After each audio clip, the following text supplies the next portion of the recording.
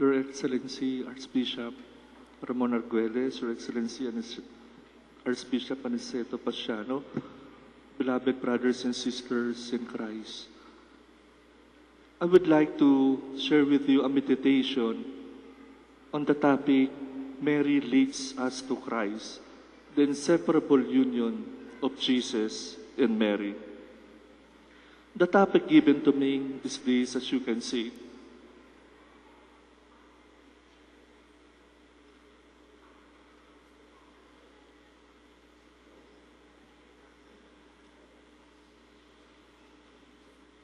Mary leads us to Jesus, the inseparable union between Jesus and Mary. Allow me to begin with the CBCP pastoral letter, Ang Mahal na Birhen, written in 1974 by our beloved bishops, and see how Mary leads us to Jesus and Mary's inseparable union with her Son, Jesus. The data we have from the Gospels concerning Mary tells us that she is simply connected with her Son in the hill country of Judea for Elizabeth's recognition of her unique maternity. Mary is simply connected with her Son at Jerusalem for her own purification in the temple and the offering of the child to God. Mary is simply connected with her Son at Nazareth for child's rearing. Mary is simply connected with her Son at Jerusalem for the discovery of Jesus, speaking with the teachers in the temple. Mary is simply connected with her Son at Cana for a wedding.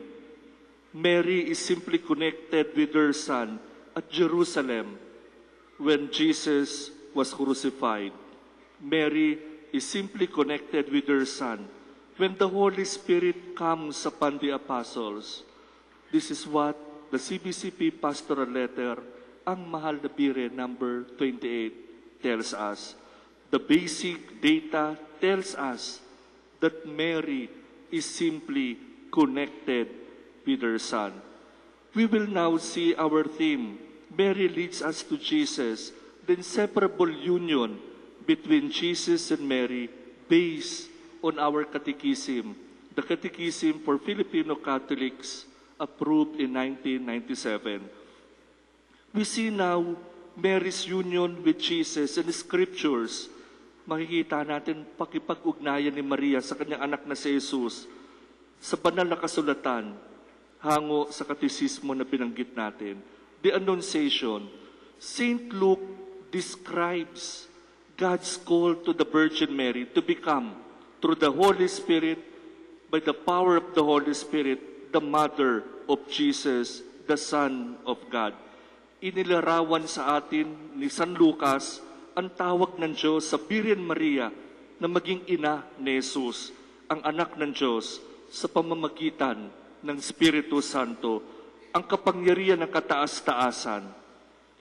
With the visitation, with the coming of the Holy Spirit upon her, and her carrying the child in her womb, pictures Mary as the living ark of the new covenant in Christ, her Son.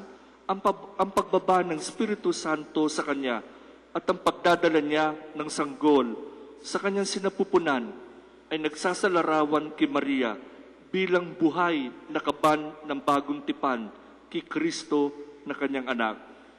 We will see Mary's union with her Son during the wedding at Cana. Early in John's Gospel, Mary is described as the mother of Jesus. Sa dakong simula ng Ebanghelyo ayon kay San Juan, tinutukoy si Maria bilang ina ni Jesus. Her request prompted the first of the signs of Jesus and the manifestation of His glory so that His disciples believe in Him. Ang kanyang kahilingan ang nagbunsod sa pinakauna sa mga palatandaan, the first of the miracles, the signs of Jesus At pagpapatunay, ang mga milagorong ito, nagpapatunay ng kanyang kalulatian sa gayoy nanalig sa kanya na siya'y tunay ng Mesiyas, Panginoon at Anak ng Diyos. Jesus replied, addressing Mary as woman, that is, his hour had not yet come. Tumugon si Jesus at tinawag siyang babae at sinabing hindi pa dumating ang kanyang oras. But Mary, in great faith, already assumed her future role as sharing in her son's mission. Ngunit taglay ang dakilang pananampalataya, binalikat na ni Maria ang kanyang nalalapit na tungkulin bilang bahagi ng kanyang anak sa kanyang gawaing pag-iisa. Mary will be the woman of the new covenant. Eve, the woman of the old covenant, Eve said no to God. And Mary, the woman of the new covenant, said yes to God. Death through Eve and life through Mary. Mary asked for a sign of the messianic benefits at the wedding feast. Jesus complied. Sa kasalan noon sa Kana, humingi si Maria ng isang palatandaan ng mga kapakinabangan dulot ng pagtubos, tumalima si Jesus. Ang alak ay tanda ng pagpapala ng Mesiyas. The wine is the sign of the messianic blessing and the blessing that first miracle of Jesus he did in front and through the intervention, through the intercession of Mary, his mother. We see Mary's union with her son at the foot of the cross. Late in John's Gospel, Jesus' hour had come, the hour of his passion and death. Mary standing at the foot of the cross is again addressed as woman, referring to Mary as the woman of the new covenant, God establishing his covenant to his people. I will be your God and you shall be my people. Jesus will be the new Adam, the new man. Eve, Mary will be the new Eve. Given as a mother to the disciple by the crucified Jesus. Sa bandang katapusan ng Ebanghelyo, ayon kay San Juan, dumating ang oras ni Jesus, oras na kanyang pagpapakasakit, nakatayo sa paanan ng krus, muling tinawag na babae, si Maria, ang bagong babae ng bagong tipan. At tinakda siyang ina ng minamahal na alagad na nakapakong Jesus. I am your mother. Thus, Mary, the physical mother of Jesus, our Savior, becomes our spiritual mother in the order of grace of all, particularly of the disciples of Christ. Remember, this is written by the document of Vatican Council II, Lumen Gentium number 5461. You will see the word there, Mary, the spiritual mother in the order of grace of all, particularly of the disciples of Christ. Remember, we are remembering today, Mary, the mother of all grace. Kung gayon si Maria, ang physical na ina ni Jesus na ating tagapagligtas, ang naging spiritual na ina, ayon sa bahagdan ng biyaya, ayon sa bahagdan ng grasya para sa lahat, lalo na ng mga alagad, mga disipulo ni Kristo. I am your mother.